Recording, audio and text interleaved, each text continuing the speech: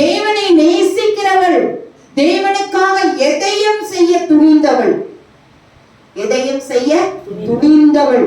அப்படியாப்பட்ட ஒரு பெண் என்ன செய்கிறார்?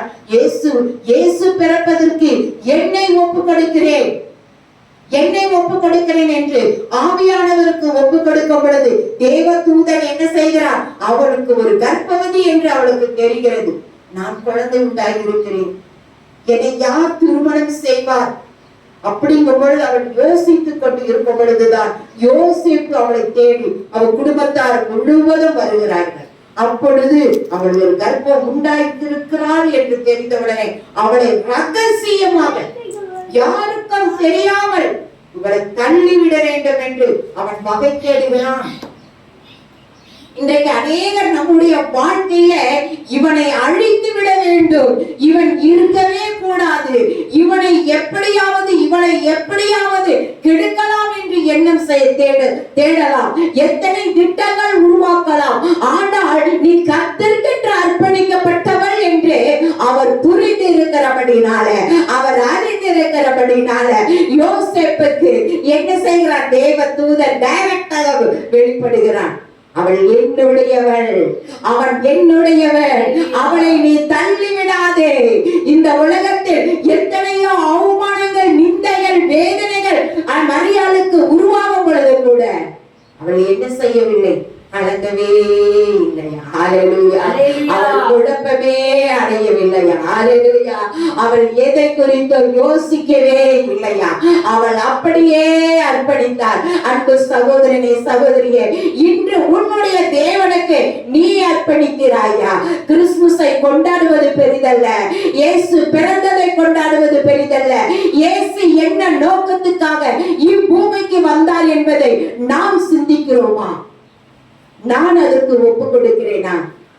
உங்க வீட்டுல இருக்கிற கஷ்டங்கள், துன்பங்கள் மாற வேண்டும் என்றால் உங்களை நீங்கள் அர்ப்பணிக்க வேண்டும். இரண்டாவது, பாடுகளுக்கு, துன்பங்களுக்கும், வேதனைகளுக்கும் தன்னை மரியாள் ஒப்பு கொடுத்தது போல நாம் ஒப்பு கொடுக்க வேண்டும். என்றைக்கு உங்க வீட்டுக்குள் இயேசு வருகிறாரோ அன்றைக்கு உன்னுடைய கடன் பிரச்சனைகள், உன்னை படுத்துகிற துன்பங்கள், உங்களை படுத்துகிற வேதனைகள், உங்களை படுத்துகிற துன்பங்களுக்கு ஒரு விடுதலை உண்டு. அப்போ ரட்சிக்கப்படுவதற்காகவே இயேசு பிறந்தார். இயேசு பிறந்தார் குடித்து வெறித்து தன் மனம் போல ஜீவிப்பதற்கு, கொண்டாடுவதற்கு, புது துணி போடுவதற்கு அல்ல.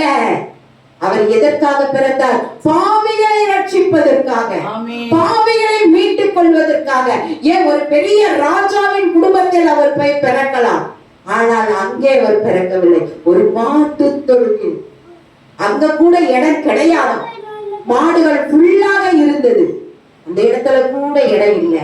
ஆனாலும் யோசேப்பு போய் கேட்டு வேண்டிக் கொள்ளுகிறான். என்ன, எனக்கு ஒரு கொஞ்சம் இடம் கொடுங்க, என் மனைவி மிக வேதனையோடு இருக்கிறார். அதே போலதான் நாமளும் இந்த நாட்களில வேதனையோடு இருக்கலாம். ஆனா இயேசு உங்களுடைய வீடுகளில் அவர் பிறக்க வேண்டும், உங்களுடைய குடும்பத்தில் பிறக்க வேண்டும். பிறக்கும் பொழுது ரட்சிப்பு என்கிற வார்த்தை வெளிவரும் பொழுது அந்த நாள் ஒவ்வொரு நாளும் கிறிஸ்துமஸ். ஹல்லேலூயா. அந்த ஒவ்வொரு நாளும் நாம் கிறிஸ்துமஸை கொண்டாடுகிறோம், கிறிஸ்துமஸை நேசிக்கிறோம். அதுதான் கிறிஸ்துமஸ்.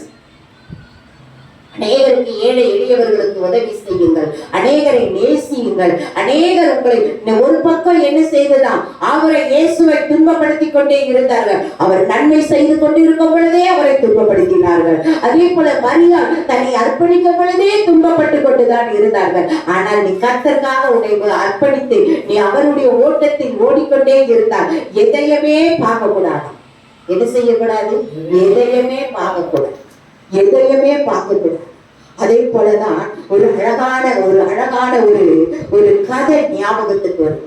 ஒரு அழகான பெண்மணி வாலிப நாட்களில அவள் ஓடி ஓடி உழைத்துக் கொண்டிருந்தாள். ஒரு சில நாட்களில கர்த்தருக்காக ஜீவிக்க ஆரம்பித்தாள், பிள்ளைகளுக்காக ஜீவிக்க ஆரம்பித்தாள், குடும்பத்துக்காக ஜீவிக்க ஆரம்பித்தாள். அவளுடைய வாழ்க்கை கொஞ்சம் கொஞ்சமாக நகண்டு அவள் ஒரு வயது வந்தவுடனே திடீரென்று அவளுடைய தோற்றங்கள் மிகவும் கேவலமான ஒரு தோற்றமாக ஆகிவிட்டதா.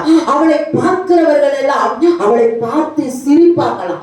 அவள் ஒரு கேலி பொருளாக ஆகிவிட்டாள். அல்லேலூயா. எப்படி ஆகிவிட்டாள்?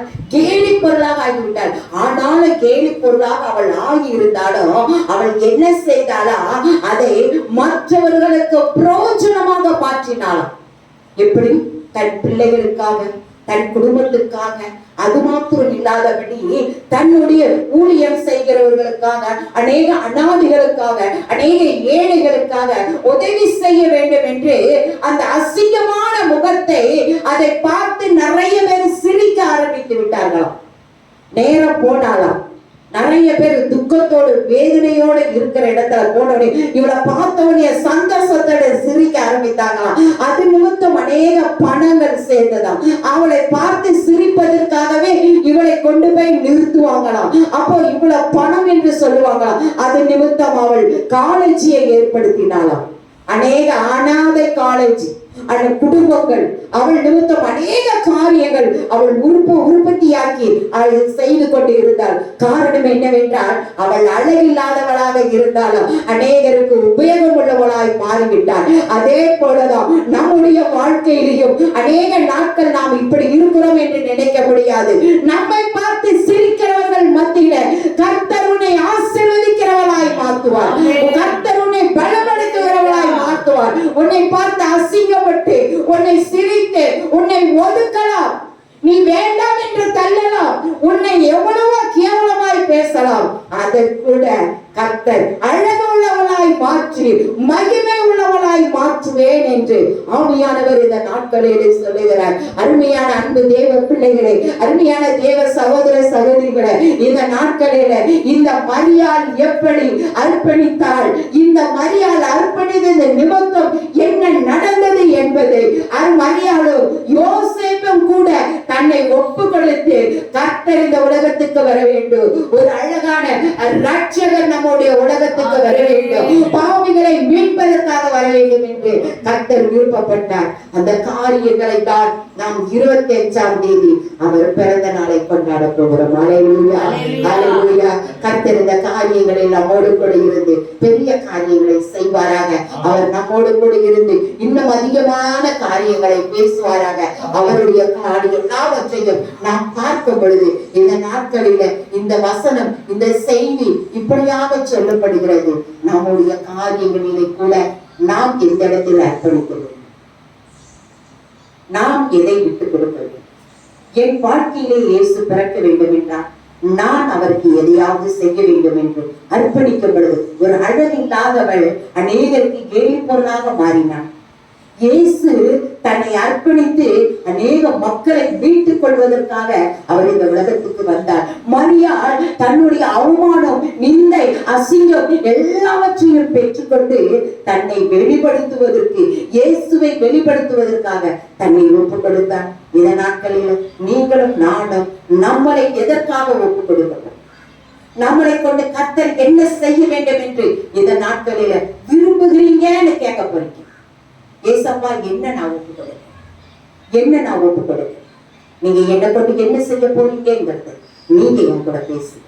எல்லாரும் அப்படியே கண்களை மூடி ஒரு நிமிஷம் கர்த்தருடைய பாதத்தில், ஆண்டவரே, என்னை கொண்டு நீங்க என்ன செய்ய போறோம், எங்களை கொண்டு என்ன செய்ய போறோம். இந்த வருஷ கடைசியில நாங்க வந்து நிற்போம். இந்த வருஷம் முடிய போகுது ஐயா, இப்பொழுதே முடிய போகிறது. இனி நாங்க என்ன செய்வது என்று எங்களுக்கு தெரியவில்லை. ஆனாலும் எங்களை கொண்டு நீர் என்ன செய்ய போறோம், அதற்கு எங்களை ஒப்புக்கொள்ளும். இந்த பழைய வருஷம் எல்லாம் முடிந்து புதிய வருஷத்தில் புதிய காரியங்களை செய்து உமக்காக நாங்கள் எழும்பி பிரகாசிக்க என் தேவன் கிருபைத்தார். அந்த ஜனங்களை ஆசீர்வதி, இதை கேட்கிற பிள்ளைகளை ஆசீர்வதி, தேவ மகிமைக்குள் கொண்டவரை கொண்டு வா. உங்களுடைய கிருபை எப்பொழுதும் சூழ்ந்து கொள்ள நீங்க ஆண்டவரே எங்களுக்குள் இருந்து நீங்க வெளிப்படு. எங்களுடைய சுயங்கள், எங்களுடைய பலன் ஒன்றுமே இல்லையப்பா, நீங்க மாத்திரம் கிரியிச்சு நாம மகிமை பெறட்டும். வந்தவர்களை வந்தவண்ணமாய் இல்லாதபடி அவர்களை அளவுக்கு அதிகமாக ஆசீர்வதிக்க உதவி செய்யும். மறுபடியும் உங்களுடைய பிறப்பை கொண்டாடுவதற்கு தேவன் கிருபைத்தார். பெரிய காரியங்களை செய்யும். இயேசுவின் நாமத்தினால் ஜெபிக்கிறேன் நல்ல பிதாவே, ஆமென்.